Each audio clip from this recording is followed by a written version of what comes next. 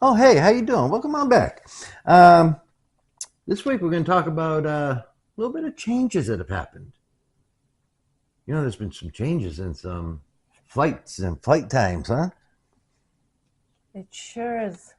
So we were originally going to be taking off at like 5:56 in the morning, but the airline decides to move it up to 5:24 in the morning.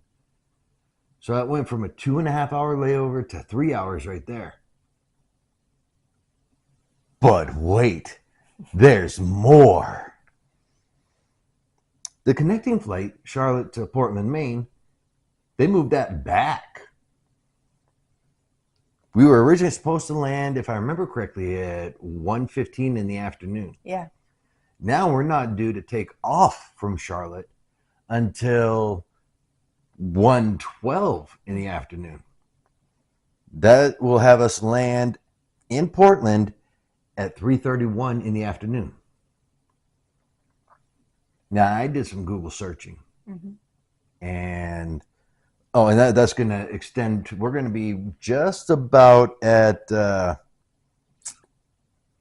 maybe 5.5 hours in Charlotte. Okay, gotcha. Now I did some Google searching. Mm-hmm. You know what the average sunset is on October the 24th in Portland, Maine? No? 5:42 p.m. Okay. So picture this: we're taking Route 1 up to our hotel. On the right side, we'll see the beautiful Atlantic coast. On the left side, we're going to see that nice New England autumn foliage.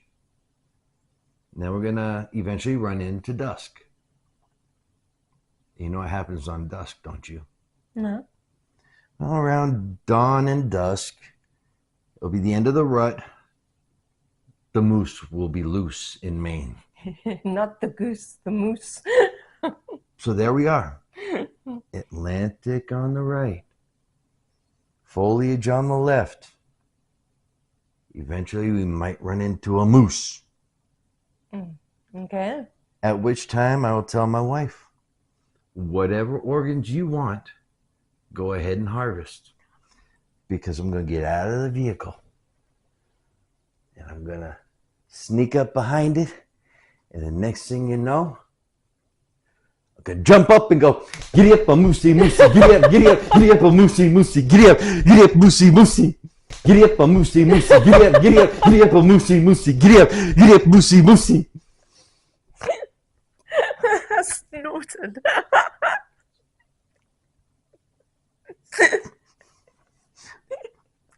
He's not well. We will allow you to digest that for a minute here. Dude, this is not Texas. It's Maine. So, on the way back, we were originally supposed to leave at about 5:45, right? Yes, thereabouts. Well, they moved that up. Mm-hmm. We're now leaving at 5:19, 5:20 in the evening. And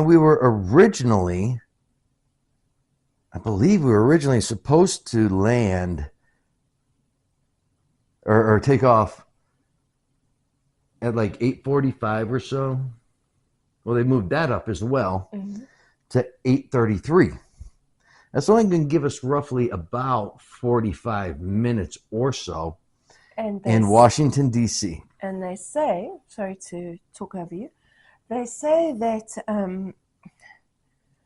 you've got to give yourself about 50 minutes to an hour and a half. an hour and a half to make a connecting flight because of the different terminals. Your plane may be late. There's all sorts of things that can go wrong. So we will be legging it across the airport. Well, I can always bring that moose back with us. Giddy up, moosey, moosey, giddy up, moosey, moosey. Can you imagine sharing a seat on the plane with a moose?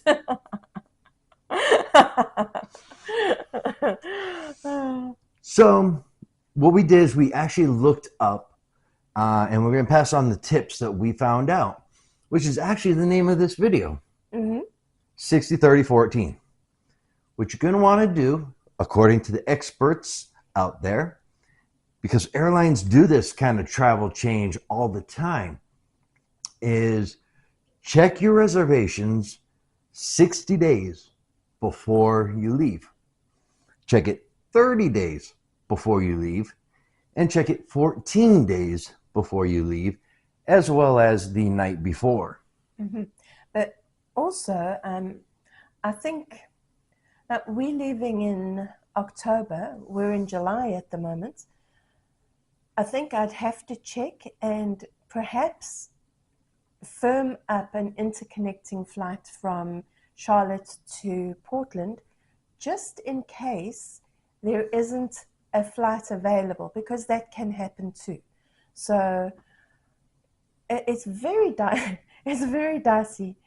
They just confuse me. And that's another change that they did make, was actually the flight number. Yes. One of the flight numbers that we had booked on, I believe it was Charlotte to Portland, or no, excuse me, that was Nashville to Charlotte. Is actually, Nashville, for those of you not in Tennessee.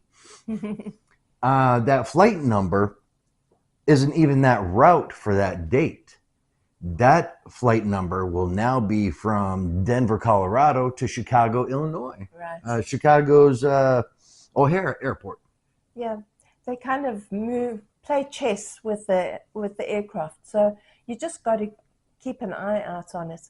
And if you're on an app, if you've say we're traveling American Airlines, we've downloaded the app. They do give you information and they give you tips and all that sort of thing. It's good to have on hand. But here's what I thought was funny about it. We looked at our itinerary and how once we noticed, no, I'm keeping my clothes on.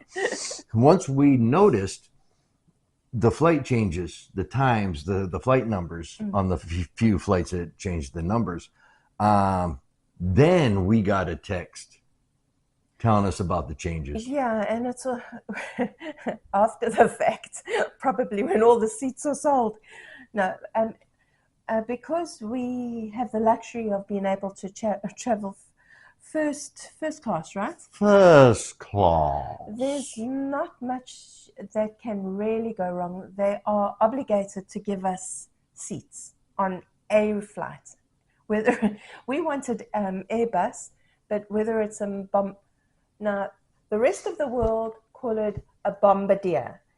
In America, you call it a bombardier. Bombardier. Because a bombardier is what you drop bombs out of during wartime. Or what's the other one? Embraer. An Embraer. So we call both of those flying cigars. So yeah, there it is. That's the story in all its glory. With a moose to boot. Giddy up, moose, giddy up, giddy up. So just remember, that will be everything right there. Yeah. 60. If you have the luxury of booking far out in advance, we had 9 months, a full pregnancy. If you have that kind of luxury, make sure you check 60 days before your travel, 30 days before your travel, and 14 days or 2 weeks before your travel, just to make sure that the airline hasn't fiddled with your faddle. No, that was not PG. I'm not sure that was PG. Positively X-rated. Fiddled with your flights. That wasn't PG either. It was. So please, I think that's going to be everything for this week. Yes. So please, thank you for continuing with us, but won't you continue to join us for this journey?